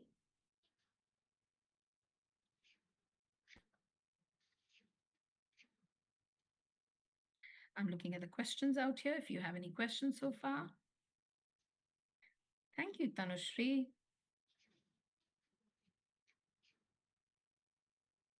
Okay, no. Yeah, Africa, yeah. You can do Africa. But you can't do America because that is a. Or Asia because that's A. So Africa, absolutely you can do it. That does have the A sound. How to pronounce aunt? Just the way you pronounce aunt. Yeah, it doesn't have the A in it. So it's aunt. British pronunciation is aunt. Okay, so yeah, so that's your T sound that we've done. Now let's look at the sounding part of it. Identifying sounds and words. Say the word for each picture. 3 have a T sound at the beginning. Cross out the one that doesn't. So there you have 4 pictures. You can see it. You've got a tent. You've got a squirrel. You have a teddy. And you have a tortoise. Now that's a tortoise, not a tortoise. Okay, so don't mispronounce it. So you have your T, tent, T, teddy, T, tortoise. Is that a T, squirrel? No, it's your S, squirrel. So you cross it out. Okay. That's how you do it. And then, of course, you have the song, which goes like this. When I watch the tennis game, when I watch the tennis game, my head goes back and forth. So that's your T sound. All right. I hope you all are able to hear the song because I'm not singing it, and I hope, and I've kept my YouTube on mute. I hope you can hear the songs. Okay. Thank you, Pinky. You're most welcome. Attic, yes. Mala, very good. Attic does have the A sound. Nidhi, that was a teddy or a toy. Okay. Gitu, that's not a turtle. There's a difference between a turtle and a tortoise. This is a land animal. If you look at the feet of it, this is very much a land animal. A turtle is a sea creature found deep in the oceans. It's got webbed feet. So that's your land feet. That's your tortoise. Okay. All right, we did the T sound. Cool. Okay. Let's move ahead. the next sound that we're going to do out here. Again, you're going to tell the children that they're learning a special sound. It's a vowel. A vowel is in every word that we read and write. And here's the story about a little mouse. And one day her cage was open, so she decided to have an adventure. Unfortunately, the house cat, I'll show you where the house cat is. I don't know whether you can see it. She's right here. The house cat saw the mouse and chased it. So, what did the mouse do? She climbed up on the table and she didn't see the ink pot which was lying open. She dashed against the ink pot and all the ink fell on her. Now, no amount of scrubbing is getting the ink out. Do you know what they call her now? They call her Inky the Mouse. And that's how she gets her name. Yeah, and she's a girl mouse. So Inky the mouse squeaks. And how does she squeak? She squeaks like this. Eh, eh, eh. So pretend that you have whiskers like Inky and go eh, eh, eh. So you squeak like Inky the mouse. Eh, as in India, as in igloo, as in Indonesia. Can you give me some words that begin with the eh sound? Think about it. I'm waiting for your answers. Eh, Inky the mouse. What begins with igloo? Well done. Injection, ill, invent. Good job.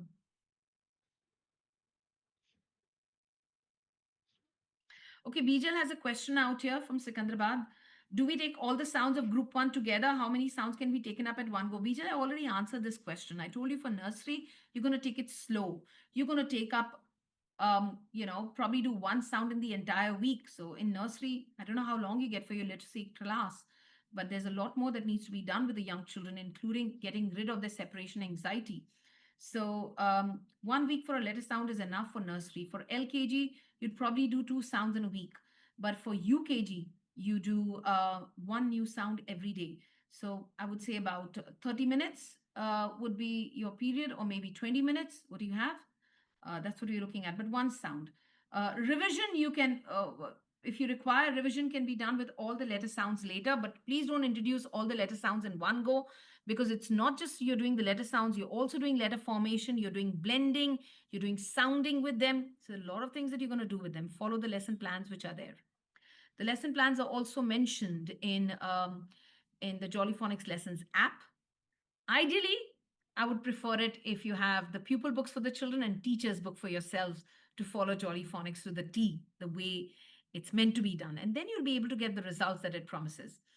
Okay, Bijal, I hope I answered your question. India Igloo invitation injection. Well done, Rashmeet. Well done. From DPS Kalinga. Okay, igloo, igloo, igloo. International. Good job. Itching. Oh, eager. Sonali, DPS Bilai, eager is the E sound. It's a long E. Iguana, yes, well done, Jyoti.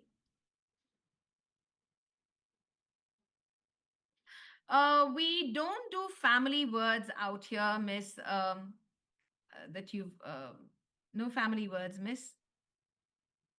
I don't see your name out here, so I don't know. DPS 24, I see written out here.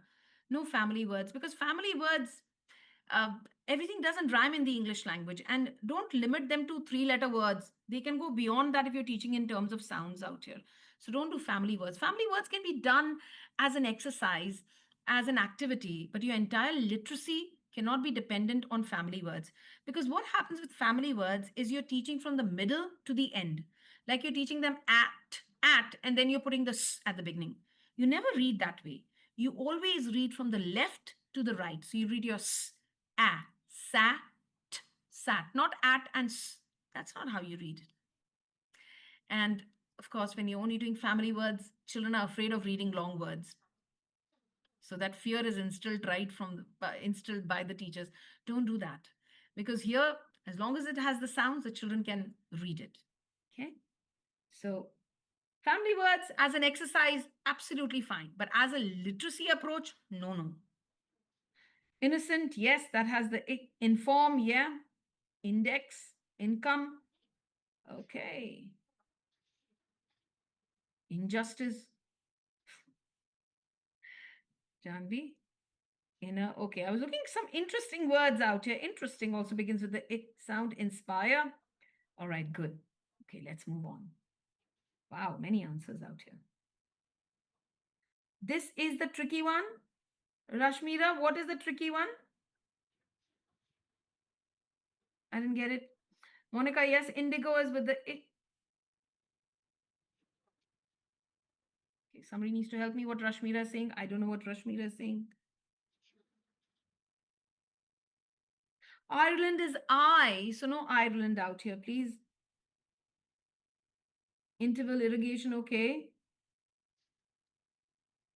But preferably words that you can draw for young children or which is there in their vocabulary. Okay. You got insane out there. Instagram. Okay, cool. All right, let's move. So that's your I sound. No ice cream out here, huh?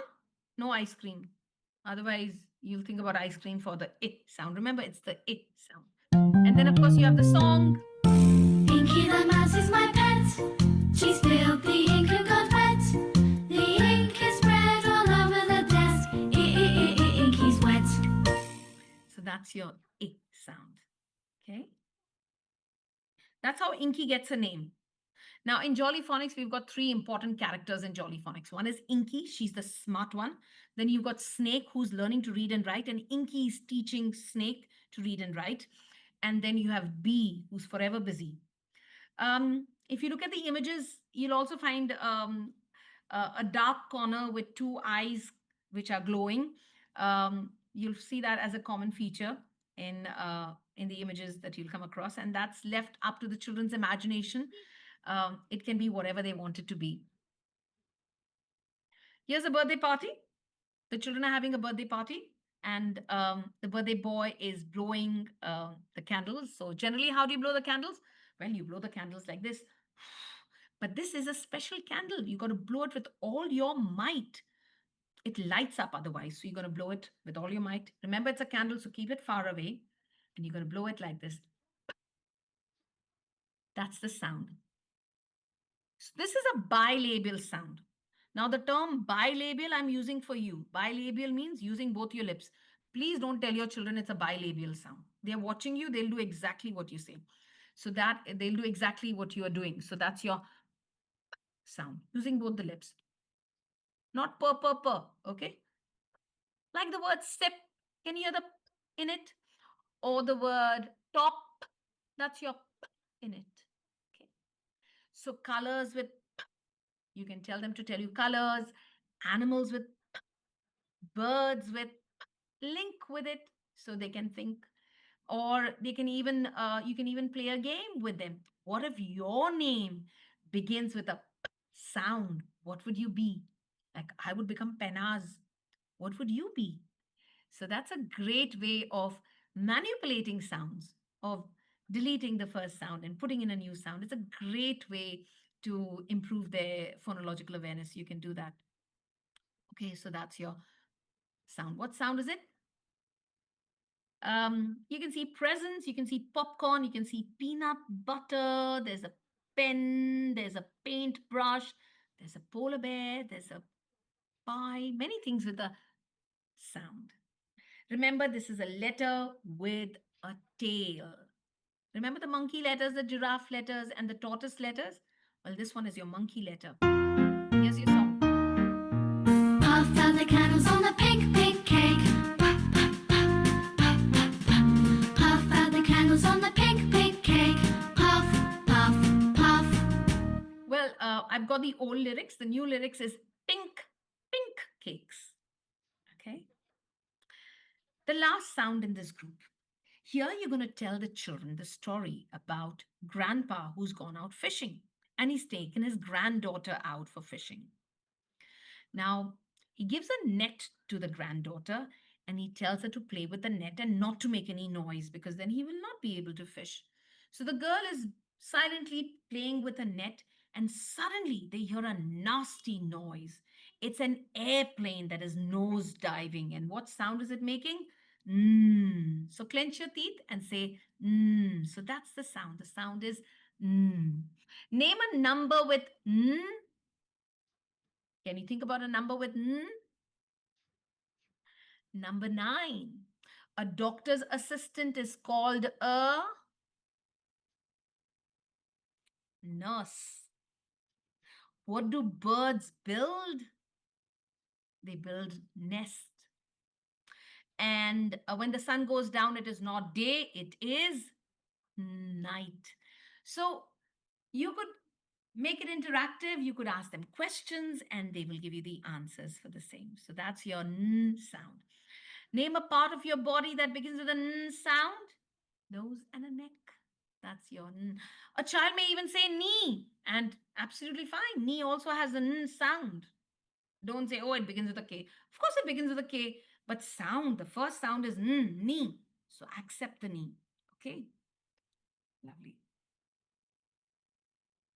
So that's your n sound. So this is a short letter, a tortoise letter, and there you have some words. Again, we're going to blend it this way. First 1, 2, and then 3. Work with me. Come on, let's do it together. T, t, n, tin. Tell them the meaning of the word tin. A, n, ant, ant. N, I, nip, nip. What's the meaning of nip? Taking a small piece off, like nip it in the bud. Nip. Next one. A, pa, n, pan. So show them how to join the first two sounds and then move to the third sound. Don't do an and then do p. That's not how you read. You always read from the left to the right. Okay, so a, pa, n, pan. Many special educators, in fact, they don't teach you the family words. They teach you with another strategy. So they have the consonant and then they have the short vowels. So they go pa, pe, pi, pop, na, ne, ni, non, ta, te, ti, tota. So they take the they take the consonant followed by the short vowels and they join it up. That's how they teach them. Ta, te, ti, tota, na, ne, ni, non, sa, se, si, so, sa. All right. So don't do from the middle to the end. It's the first sound to the second sound. Join it and then move to the third one. Okay, lovely. Okay. So here you can see 4 pictures. Let me increase the size. That's a box. You can see a net. You can see the neck of the giraffe and a nest. Which one doesn't have the n sound? So you have a n net, n nest, n neck. And that's not a n box. It's a b box. Because if it began with an n, it would be a knox. So cross out the box. It doesn't have the n sound. Okay. Lovely. So that's your n. Good. That's not a giraffe. It's the neck of the giraffe. The arrow is for the neck. Okay. So that's your n. And then, of course, you have the wonderful song, and it goes like this.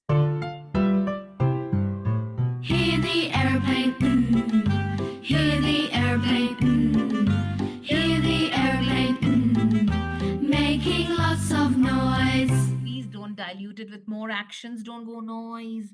Don't do this. Just continue with your n. Whenever you hear the n, that's the action. Okay.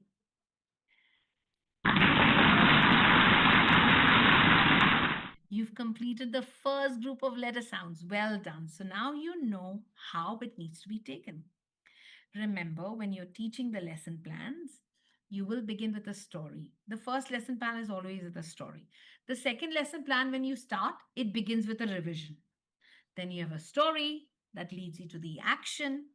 Then you have the letter formation, your prescribed words for blending. You've got sounding. And later you'll also have your word bank coming in. I'll tell you more about the word bank soon. You'll have dictation of sounds to start with. So you give them dictation of sounds, the sounds that you've done, okay? Only the sounds that you've done, you'll give them dictation for that. Later you have dictation of words. That's from group number 3. You have dictation of words. You have prescribed words for dictation. I'll tell you more about it when we get on to group number 3. And then you have fun ideas. For example, when I do the sound with the children, maybe to color their worksheet, I'll give them all my pink, purples, and peach colors because it relates to it. Or I could talk about puffins or penguins to them. Now, I've got to be very careful when I talk about birds because for those of you who know me, I am crazy about birds. Okay, I'm obsessed about birds. So I'm not going to talk more about it. So yeah, you can talk about birds that begin with a p sound, or food. They can have some sampling of popcorn when you're doing the p sound with the children. Some fun ideas with it. Or Hop on Pop, which is a lovely book by Dr. Seuss. You can read that to them. Anything to do with the sound. Okay. You could have a party for them. That begins with a p sound. They can have party hats. Many ways of doing it. Think about it. So some fun ideas. Now that fun idea should be just taking 2 to 3 minutes, not more. Okay. All right. I hope that helps. Now, here's an activity for you. Make as many words as you can using the first group of letter sounds. Let's see how many words can you make with the sounds s, at, it, mm. Now, this activity is for you as teachers. Don't give this activity to young children. How many words do you think you can make with it? Come on, let's see. Okay, you have the at, you have the sat, you have the sin, sap, pin. Give me more words. You can make a lot of words. No, not sail, sun, and Superman. Paramjeet, not that. It has to be with these sounds. Okay. Let me show it to you. Look at the number of words that the children can read as well as spell. We're going to get there also to spell it out. First is the sounds that we're going to do with them for dictation, and then dictation of words is going to start from group number 3, and we're going to show them how to go about with it. I'll show you the process also, okay? So there's a process of giving them dictation. Anyway, so here it is. Look at the number of words. And that's with the sat pin. But if you do it in the alphabetical order, if it's in the alphabetical order, if you've taught them with a, b, k, d, e, f, just few words. Add, dab, bad, very few words. And if you're thinking about the word deaf or dead, it doesn't go by the sounds, or the word face. So if you look at the word deaf, it becomes d, e, af. Doesn't go by the sound. So you can't take the word deaf, or the word face, or the word fade. You can't take it. So limited number of words in the alphabetical order. And that's the reason why Jolly does not teach you in the alphabetical order. Instead, it teaches you in the sat pin order, because that gets maximum number of words. Okay. Devjani, not spot, because we've not done the aw sound, but spit, yes, spit and spat can be done. Cool. Okay. So I'm open to questions now. I was contemplating on doing extra today, but I think we had plenty of questions. And let's see if you have any questions from this session today. Do you have any questions for me?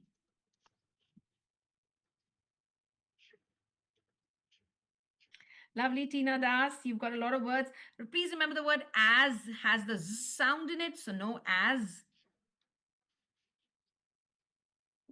Stain also, no, Tina can't do stain because A and I makes the A sound. You've not done that, so we can't do the word stain. I gave you the list of words that we can read and spell. What real life activities can strengthen blending practices? Well, blending can be done in many ways. The first one I told you is auditory blending. The other one would be arm blending. The third one will be sound buttons. And the best way to do it is to join the first sound to the second to show the children the process of joining the sounds. And then eventually they'll be able to, get all 3 or 4 or 5, whatever comes their way. You can even have a little car and you can drive the car through the sounds. So, or you could even have it like this. Let me try and get a piece of paper for you and write it. Okay, so I have it here.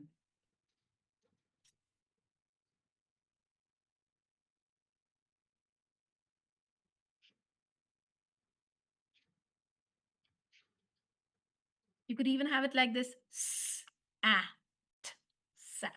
Okay, so s, at, sat, or s, at, sat, sat. That's another way of doing it. Okay. looking at more. Purnima, no pin, win, tin, bin. Tin can be done and pin can be done. The other words cannot be done out here. What is the notation for writing the long vowel sounds? Well, we use the letters themselves to represent the sounds. We are not doing the International Phonemic Alphabet to represent the sounds. It's the letters themselves that will be representing the sounds. We are yet to do the long vowels. You'll see them soon. Thank you, Harsha. Thank you, Nancy.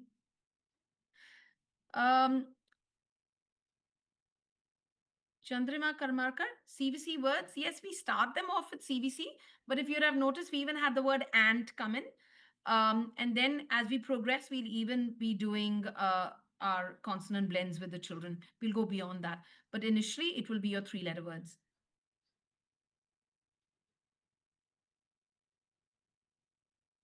Yeah, the sound buttons, you press the sounds and you say it. The same thing that you do for arm blending, it's the same thing with the sound buttons. Thank you, Josie Joseph.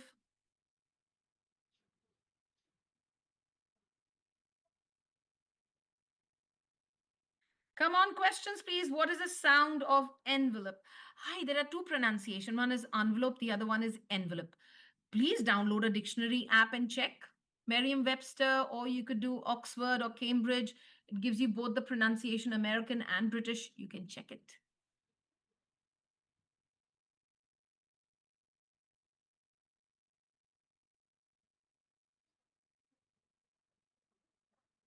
That's right, Neha. When you're doing auditory blending, you can definitely choose real life objects to do that. Yes.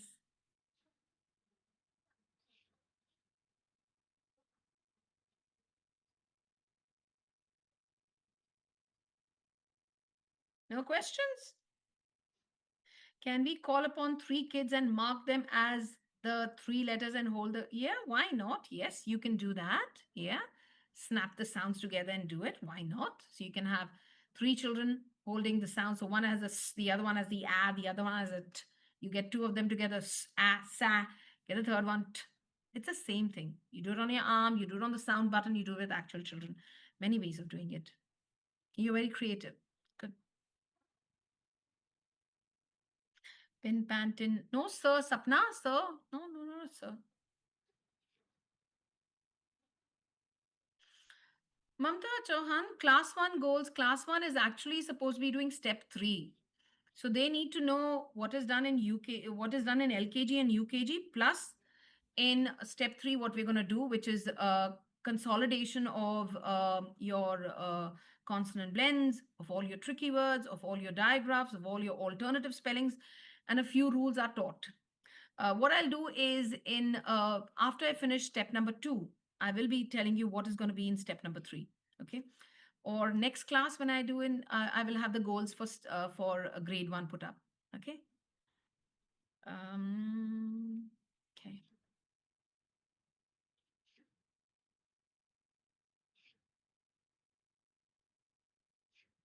Okay. Now, Monica, a lovely question that you have out here.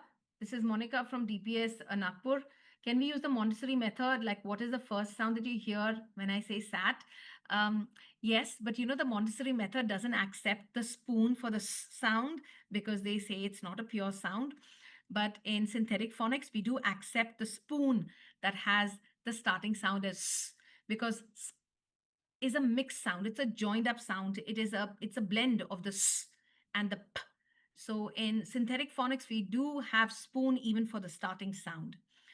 Montessori doesn't use the blends when they do the pure sounds. They would only take a word like sun or sand to present the pure s sound.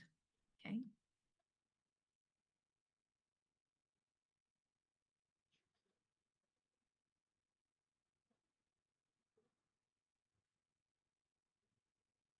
Ma'am, can we ask children to recite the Jollyphonic songs during the assembly? Shilpi, I don't like the idea of children memorizing the songs. They should grow on them.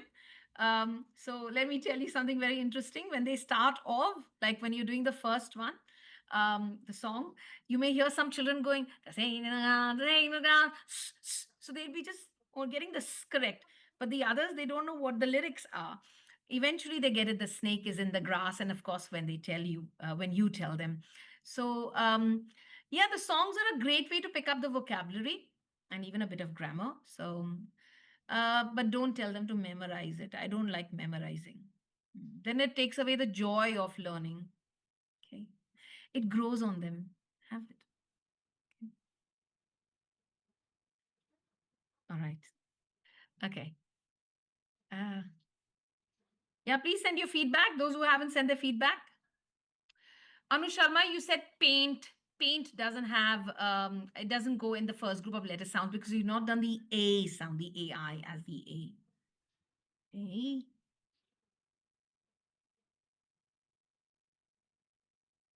Okay, there's a question from Khushbu out here. Khushbu from DPS Jamnagar. Sometimes taking children from words to oral sentences and then reading becomes a task. What do you have to say about it? We start with words and then phrases, and then we build up on sentences. So it's a very gradual process of doing it. So try to keep the sentences simple as possible. First, of course, the words. Once the fluency has come for the words, then move on to phrases, and then eventually to sentences. Short sentences and then longer sentences. Okay.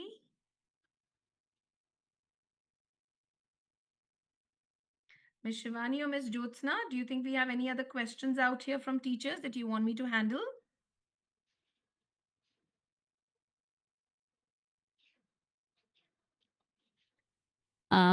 I don't think so, ma'am. Okay, great, great. Okay, I see one question from Monica Vyas out here. When we teach tricky words, some children start reading has, had, his with phonic sounds. What do we do? Because their pronunciation is also not wrong. Well, Monica, as I told you, children are expected to blend words and read it. That's the only thing that they know. So even when we're introducing tricky words to them, they are using their letter sounds to read it out. So they'll read a word like, say, he, they'll read as he. Then you tell them that's not how you pronounce it. It's not he, but it is he. You point out to that letter which is tricky and tell them that it's not making the sound, but here it's taking its name. It's making the e sound. Use it in a sentence and then have that tricky word displayed. That is important. Display it, give it a special place that this one doesn't go by the sounds that you've learned. It's got something special in it. Here it is. It's a tricky word. It's an irregular word. So you need to show the tricky bits. Otherwise, how will they know? You need to tell them about the tricky bits. Okay. And you need to practice. You need to revise. We're going to talk about games and stuff. As we move ahead, we'll be doing it. I can't do everything together, but we will talk about games and tricky words. We'll talk about games of how we're going to learn the sounds and other things. Okay. How we revise. Okay, cool. Just looking if I can take any more. What signs show that a child has mastered blending skills? Well, the child starts reading. Oh, another good, that's a lovely question. I forgot to tell you about it. Sabarmati John. Many a times what happens is that some children have fantastic visual memory. Okay. So you don't know whether they're blending or whether they've actually memorized it. So the best way to check is by giving them nonsensical words to check whether they actually have whether they know the process of blending. And this is there in our assessments. In the Jolly assessments, we have nonsensical words or alien words, and where children are supposed to read words which don't make any sense. But you check whether they are applying their letter sound knowledge to it. Okay, so to give you an example, let me just share my screen and show it to you quickly. I'll get it back out here. Okay, fine. So an example of a nonsensical word, let me just write it out here. Or nonsense word would be like if you're checking whether they know the sounds. I would have a word like, say, I'm thinking about it. Say, okay, say if you've done your 3 groups of letter sounds. Okay, you've done 3 groups of letter sounds. Here's a word I'd want them to read: glib. So they've not read this word before. It's a nonsensical word. And that's your way of testing whether they actually are blending it or whether they're guessing the word. Okay, so I hope that answers your questions, the question that you had. So that's another part of the assessment, the nonsensical word. Please don't give them too many nonsensical words. First, do regular words with them. Shashi sir, एक second. Okay, cool. Great, good. So, any questions, Ms. Jyotsna, that you want me to handle out here? So, ma'am, I think the time is. Yeah. So, on behalf of HRDC, we sincerely thank to all the participants for attending the session and making the session engaging and meaningful. We would also like to thank our sincere gratitude to Ms. Shainaz ma'am, obviously, for conducting the webinar and sharing valuable insights with everyone. My pleasure. It was fun, and I love the questions that the teachers had. Teachers, please pour in your questions, okay? And I'll be happy to help you out. Till I see you next. And I know we have it in June end on the 29th of June, I believe, is our next session. Yes. Yeah. So good luck. And don't forget to download the Jolly Phonics Lessons app. Come on, you need to unlearn and start learning the letter sounds correctly. You can do that. Okay. Good luck to Okay. each and everyone. Thank you, Bye. ma'am. Thank you. You're Bye. most welcome. Bye.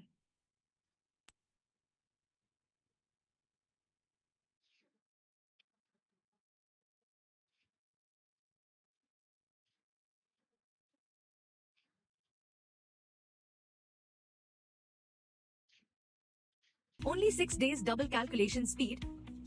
Attention dear parents. If your child is studying in class 1 to 10, join course now. Only 29 rupees today. Includes 50 plus maths top tricks, 50 plus science core concepts. Come and learn with teachers from IIT NIT. Super discount is ending soon.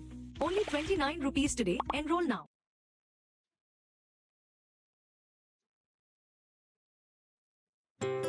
The story